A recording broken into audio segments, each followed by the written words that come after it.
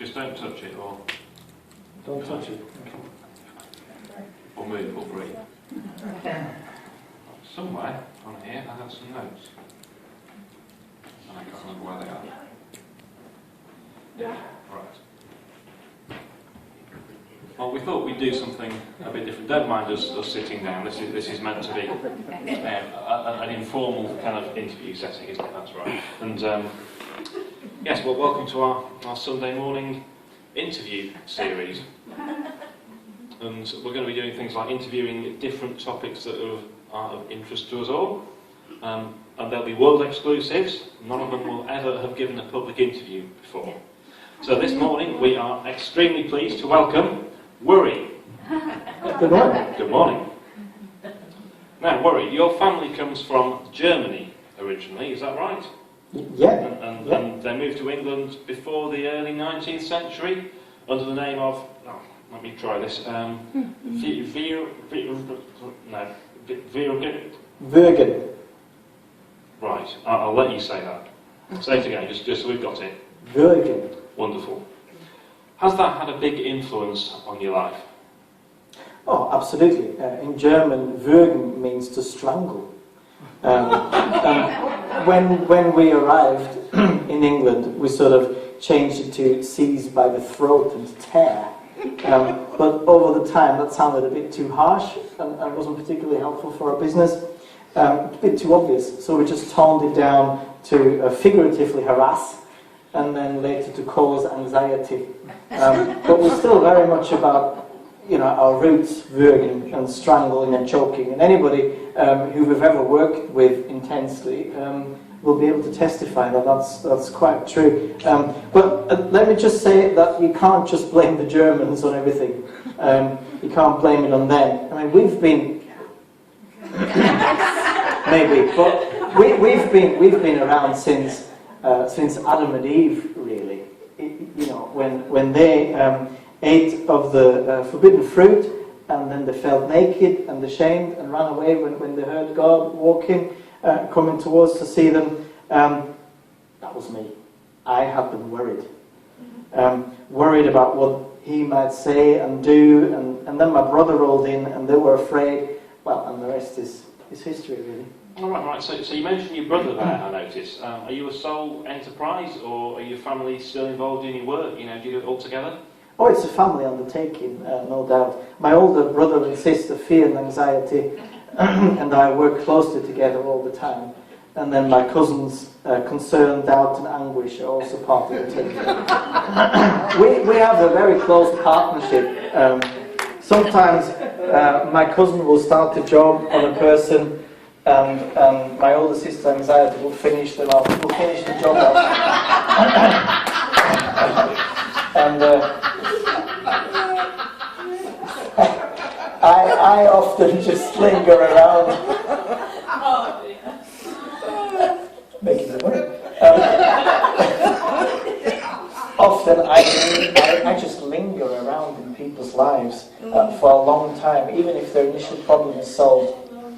I still hang around. There's usually some follow-on business and repeat business to be done, that kind of thing, Okay, yes. Can I just say, by the way, this is a serious matter, please. It's a serious matter.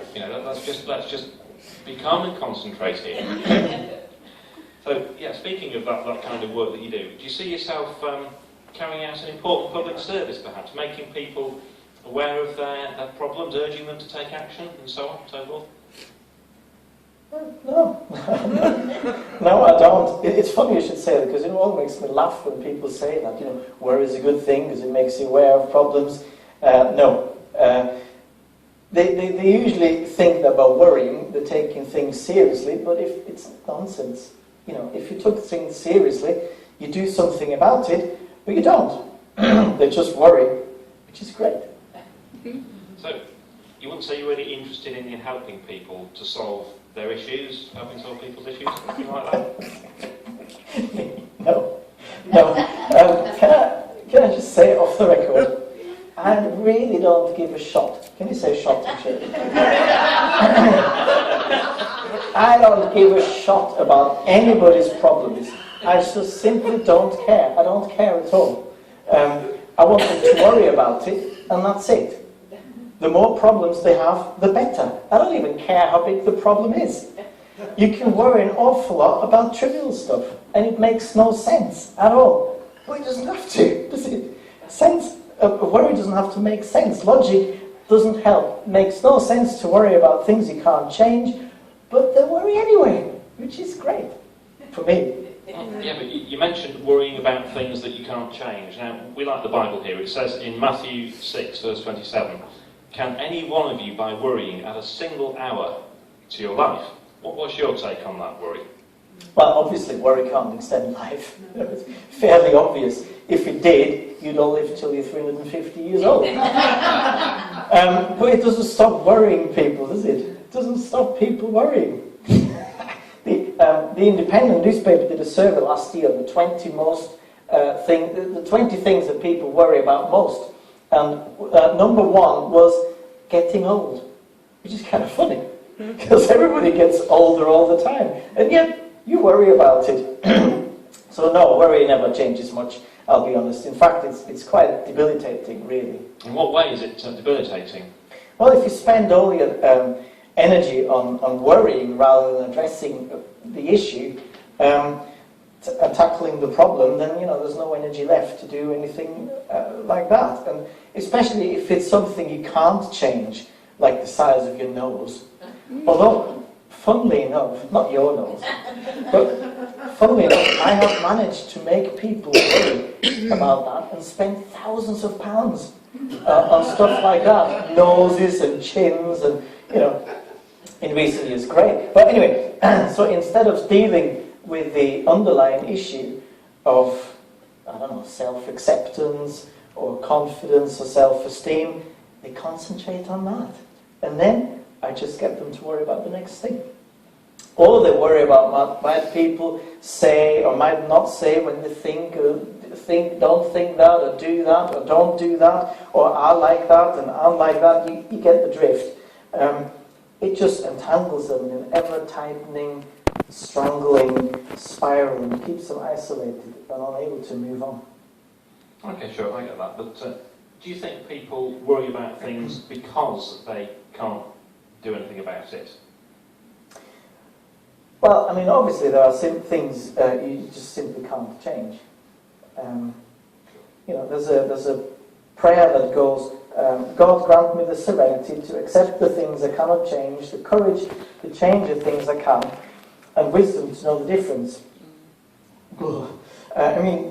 That kind of thing is one of the biggest threats of my profession. Globally, serenity, courage, and wisdom, just the thought of it, have the potential to put me out of business.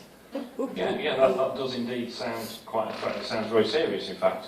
So in what way does that threaten your business? Well, serenity sort of means calm and peaceful and untroubled. Especially in the face of things or situations you would like to change, but you can't. It just sounds great, doesn't it? But it really is, beyond comprehension, beyond understanding, really. You mean as in Philippians 4 in the Bible again? We like the Bible, I've said that. It says, "Do not be anxious about anything, but in every situation, by prayer and petition, with thanksgiving, present your requests to God. And the peace of God, which transcends all understanding, will guard your hearts and your minds in Christ." There. I'll put my teeth back in Christ Jesus. What do you think about that, not the teeth bit? Slowly but surely I'm thinking you've got it in for me here. But yes, that kind of thing. I'm just quoting the Bible. Prayer, and then the kind of care and love with which God answers prayers have ruined a lot of worries. Been quite dramatic, and it doesn't matter if they actually get exactly what they've prayed for either. It's just the peace of God which sort of supernaturally brings peace into situations that are just shot. You can say shot, right? As long as you don't mispronounce. Okay. So in Christian circles, you're not usually appreciated. Does that worry? Does that worry you at all? Worry? confused. Well, I am worried, but I don't worry much myself. I'll try and keep So professional life. what's your strategy against that then? Well, I mean, luckily, Christians are often better at worrying than anybody else, surprisingly enough, because you guys are very self-aware. So others think, oh, well, it's just stop that, you know, or you can get lost, and that's that, and they move on. But Christians are much nicer than that. And it always amazes me how many Christians don't trust God enough. You know, they just don't realise how able He is and how much He cares for them. Okay, you're right, actually. If we have a Father in heaven who knows what you need, that's in Matthew 6 from the Bible, then worry seems unnecessary. Yeah, exactly. Thanks for that. You know, He created the world for you. He knew you before you were born. He loves you so much that He sent His one and only Son. He laid down His life for you, and the same power that raised Jesus from the dead is at work in you. And you, yet, you worry. I mean, you know, brilliant. It makes no sense at all. But sense never had much to do with it. So do you think there's an ongoing battle then between serenity and worry yourself? What are your tactics? Absolutely. I mean, there is a battle. I mean, we're at it daily. I can't give all my trade secrets away. But let me just mention two things. Two things that I do to keep people worrying. Usually, lonely people worry more, right? Indeed. So I try to isolate them from a loving and supporting community. And you can do that in all sorts of ways. You know, you can make them think they're not good enough, that no one will understand what they're going through or accept them because they're, I don't know, they're too fat, too thin, too rich, too poor, too gay, too loud, too drunk, too hip, too young, too liberal, too normal, too different, whatever. You know, rubbish, really. But people fall for it. Pride is another good one. Because they don't always want to be the ones with the problems. Laziness keeps people isolated. It just appears to be easier to suffer with a problem than to be the one moping around getting the help all the time. Guilt, that works really well with Christians. Guilt's a good one to keep people isolated. Because they should have really learned by now. You know, the faith should have helped them to overcome that by now. So I know and you know that all that's a lot of baloney, really. But it works. You know, it keeps people isolated and trapped. The other thing I do is come up with a decent number of problems and worries all at the same time. I call it the worry dump. Other people call it the elephant. Basically what I do, I just overwhelm them with the sheer number of worries they have to deal with at the same time, or the assumed size of the problem. They just don't know what to do first, or where to start. So they don't start at all. If they just started somewhere, you know, anywhere, it would just raise the level of hope a little bit. And even if that's just a few percent, then you feel you're winning again. And even if it's just a tiny victory, you're winning, and I'd be losing. I see your points on that. And that's obviously a common trap. But I think we're just about at the end of our interview, because I want to open this up to the floor. That was very insightful, though. Thank you. Now, do any of our guests here tonight, this morning, my watch isn't working, sorry, my watch doesn't exist actually. Do you have any questions you'd like to put to Worry today? Just put your hand up. That's fine. There must be somebody who's got a question. Go on then, lady at the back.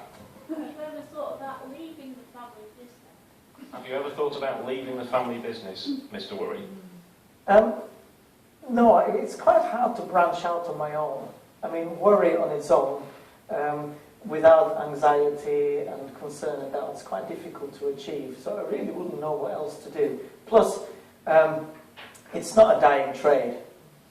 You know, there's plenty of people so susceptible to to my line of work that it'll keep me busy till, you know, cows come home.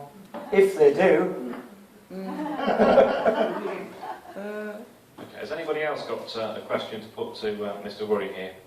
Because I'm worried we're running out of time. Are you ever worried about the power of God? You ever worried about the power of God? Do you think the power of God might be too powerful for you? Well, it worries me all the time. It's a constant threat of business, really. But, you know, you do what you can, and you try and sneak in here and there in little ways. And sometimes, you know, the little ways are just as powerful, because you just keep niggling away, and as I said earlier, I just keep lingering in people's lives. And sometimes, like I said, it makes no sense, you know. And even if people have moved on and felt God's forgiveness, sometimes in weak moments, I can still get them to worry about things that are long in the past. And in a way that, you know, and then they pray about it, and God goes like, what are you talking about that for? That's long forgiven. It still works. So, yeah, and, yeah. What would you say to somebody who thinks the worries that there might not be a God at all? Was that what would you say to somebody who worries that there might not be a God at all? Was that your question? Yeah. Yeah, well, that's a good one, isn't it? That's a good one. It's keeping people isolated from God, the Creator of life. Well, yeah, I love doing that.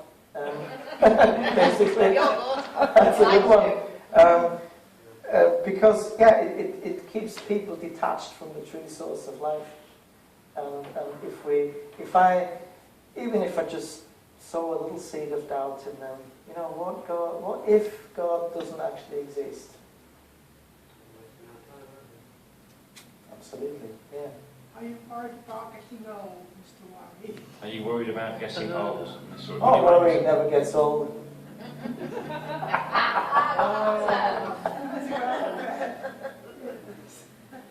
Any more questions from the floor? Have you ever thought about going around from door to door and getting your foot in so that you can gain maybe a strong hold in someone's life?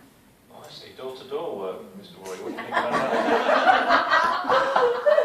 that? Yeah. I mean, you know, my line of business is always unsolicited and cold calling. Nobody ever asks for me.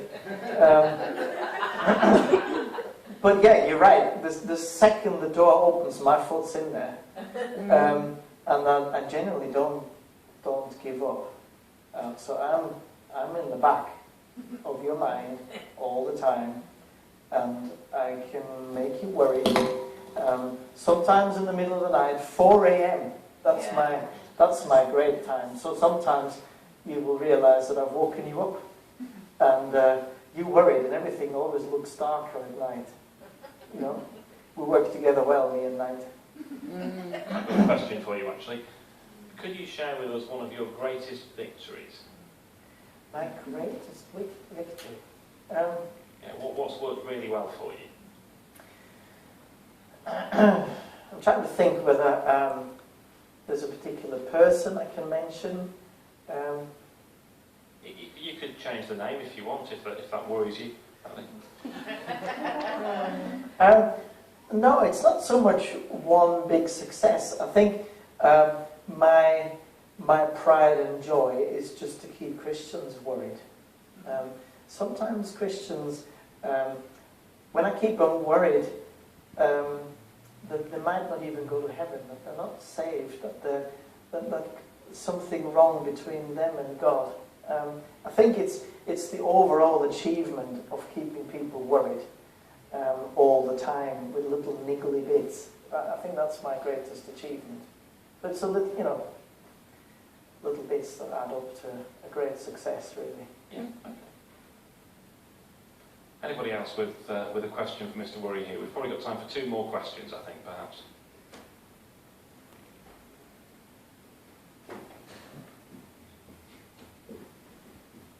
I thought that was a question. What would you say about somebody who couldn't say about somebody who couldn't care less Don't worry about at all, worrying? they just don't bother about it. Yeah, You ever come across that? I do, but this is a funny thing. Sometimes I manage to worry people consciously, so they're actually aware that they're worrying, and it drags them down and traps them in the place. And you know what I'm talking about. You all, I've worked with you all, I think.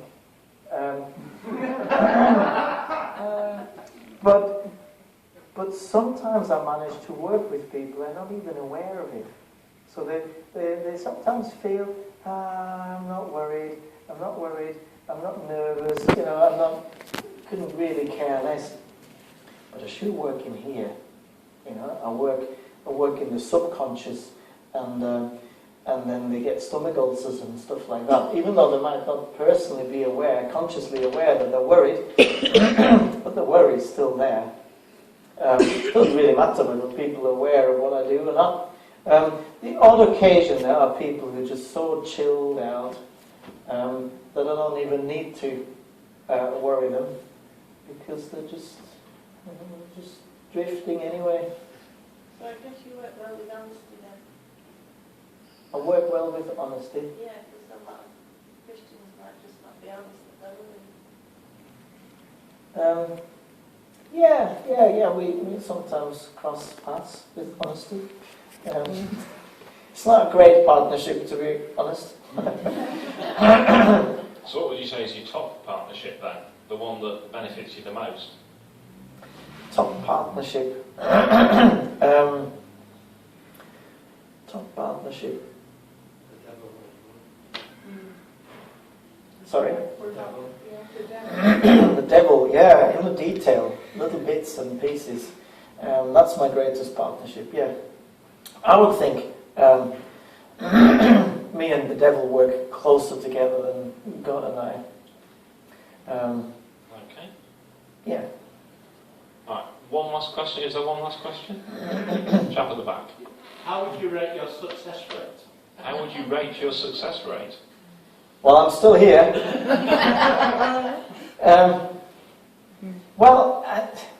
Funnily enough, it seems to get easier as pressure on people mounts.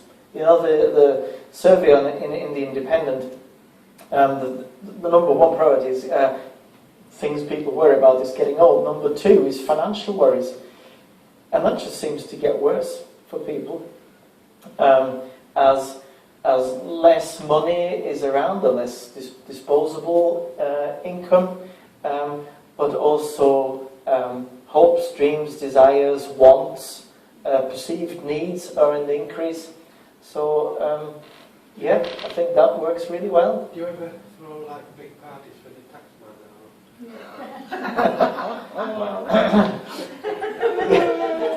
It's quite a question. No. I think that's probably about all we've got time for. I'm a bit worried that time's moving on. But I'm sure, will you be around at the end when we have tea and coffee to answer more questions? Absolutely. Jolly good. Hopefully somebody's remembered to put the tea and back on. Wonderful. Right, well, I think we'll move on with our service. Thank you very much for joining us. Please give Mr. Williams a